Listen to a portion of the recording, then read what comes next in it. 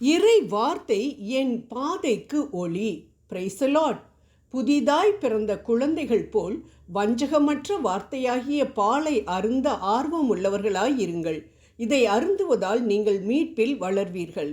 1 பேதுரு 2வது அதிகாரம் 2 மற்றும் 3வது இறை வார்த்தைகள். ஆம், இறை வார்த்தைகள் நம் வாழ்வில் கொண்டு வரும் பலத்த மாற்றத்தை நாம் அறிந்து கொள்ளும் வரை ஆண்டவருடைய பாதத்தில் அனுதினமும் அமர்ந்து அவருடைய வார்த்தைகளை கேட்பதின் அவசியமான முக்கியத்துவத்தை நம்மால் முழுவதும் புரிந்து கொள்ளவே முடியாது. மருத்துவர் கொடுத்த மருந்துகள் தனக்கு என்ன நன்மை விளைவிக்கும் என்பதை அறியாத ஒரு மனிதன் காலப்போக்கில் அந்த மருந்தை தொடர்ச்சியாக உட்கொள்ளவும் அக்கறை கொள்ளவே மாட்டார். அவ்வாறு மருந்து எடுக்காமல் அதை புறக்கணிப்பதால் தனக்கு பெரும் இழப்பு ஏற்பட்டதாக கூட அவர் எண்ண மாட்டார்.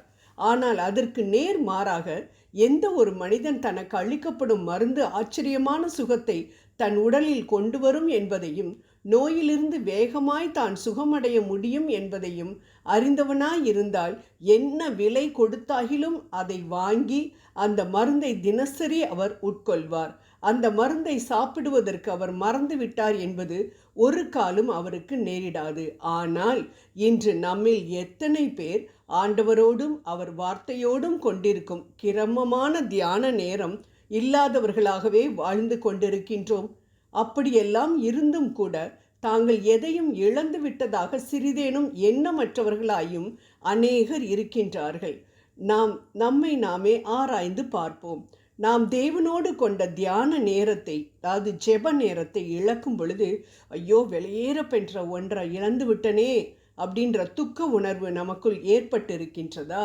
அல்லது அப்படி எதையும் இழக்காததை போல அலட்சிய மனம் உடையவர்களாய் இருக்கின்றோமா? யோசிப்போம்.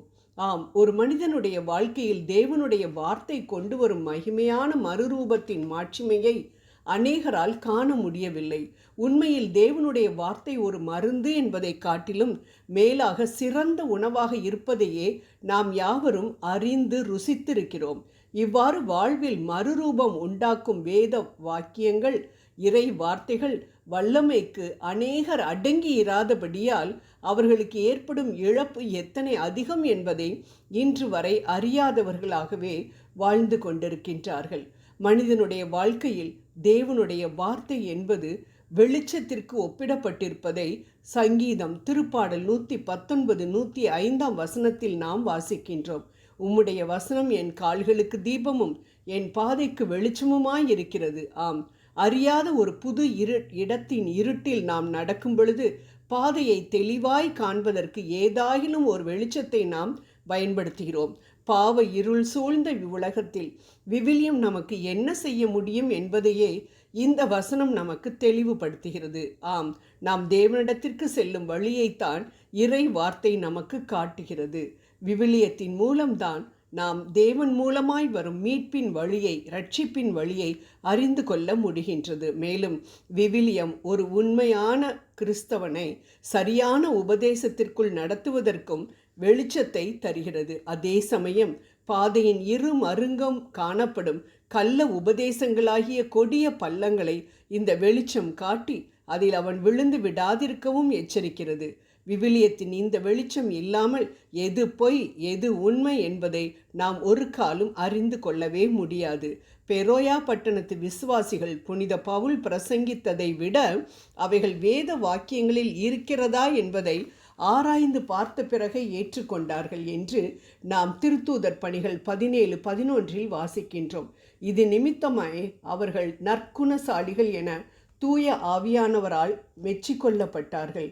இவ்வாறு தங்களிடத்தில் வந்த பிரசங்கங்களை இந்த பெரோயா பட்டணத்தார் விழிப்புடன் வேத வாக்கியங்களோடு ஒப்பிட்டு பார்த்தபடியால் பொய் உபதேசத்தை கண்டித்து திருத்தும்படியான அவசியம் பவுலுக்கு ஏற்படவில்லை, புனித பவுலுக்கு ஏற்படவில்லை. ஆனால் மற்ற சபைகளுக்கோ இவ்விதமான நிருபங்களை புனித பவுல் எழுத வேண்டிய அவசியமாயிருந்தது. ஆம் அன்பானவர்களே, யாரெல்லாம் இறை வார்த்தைகளை விழிப்புடன் ஆராய்ந்து பார்க்கிறார்களோ அவர்களை கள்ள உபதேசங்கள் எளிதில் வஞ்சித்து விட முடியாது. ஏனென்றால் தங்களை விடுதலை செய்த உண்மையை அவர்கள் அறிந்து ருசித்திருக்கிறார்கள். ஜெபம் செய்வோம். பாதைக்கு தீபமாய் இருக்கக்கூடிய வார்த்தைகளை கொடுத்த எங்கள் அன்பு தெய்வமே, உமது வார்த்தைகளை வாஞ்சிக்க எங்களுக்கு கிருபை புரிந்தருளும். ஆமேன்.